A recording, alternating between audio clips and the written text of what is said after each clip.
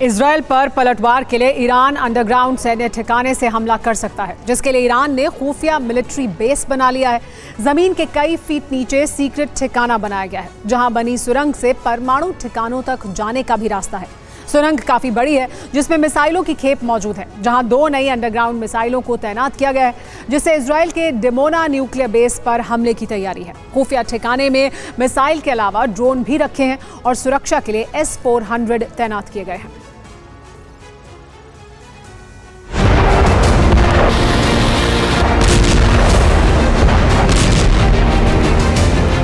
Israel के target पर 3 nuclear ठिकाने हैं, जिसमें फोर्डो सबसे पहला टारगेट है, जबकि नतांज और बुशहर की जासूसी इजराइल करा चुका है। यानी इन तीनों ठिकानों को लेकर इजराइल के पास इनपुट है कि यहीं ईरान ने यूरेनियम का संवर्धन करके परमाणु हथियार तैयार किए हैं। इसकी जानकारी IAEA के पास भी है।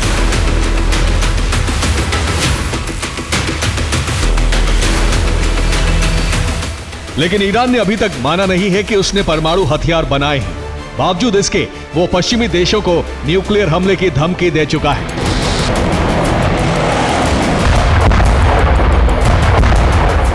इस बीच फारस की खाड़ी के ऊपर एक अमेरिकी ड्रोन MQ-4C ट्राइटन देखा गया है, जिससे अमेरिका ने ईरान की जासूसी के लिए भेजा था, जबकि इससे कुछ घंटे पहले ईरान ने इजराइल में सर्वेलेंस ड्रोन भेजे थे। यानी दोनों तरफ से एक दूसरे की गतिविधियों पर निगरानी रखी जा रही है, जबकि ईरान ने प्रॉक्सी गुटों को हमले के लिए तैयार रहने का सीक्रेट निर्देश दे दिया है।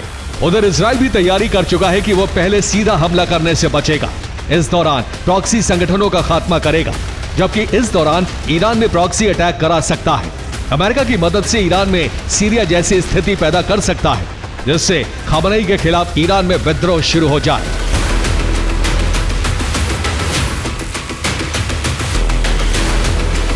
दरअसल बेंजामिन नेतन्याहू की कोशिश है कि ईरान एक अस्थिर देश बन जाए, जिससे हमेशा के लिए खतरा खत्म हो सकता है।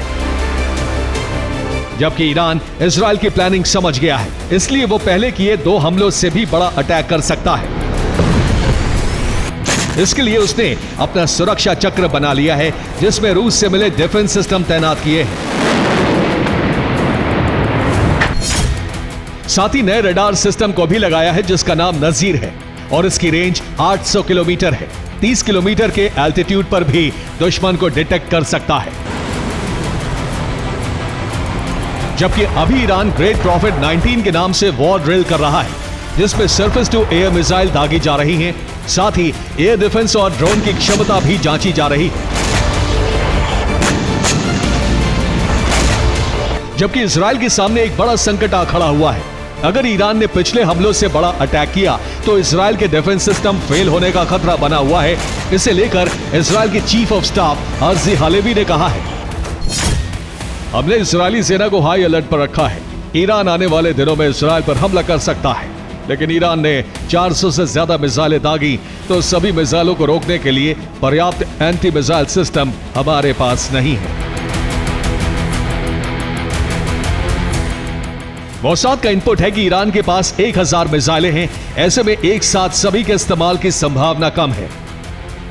लेकिन अगर ईरान ने संपूर्ण विनाश का इरादा कर लिया तो इजराइल का आयरन डोम और एरो उसे रोकने में नाकाम साबित हो सकते हैं।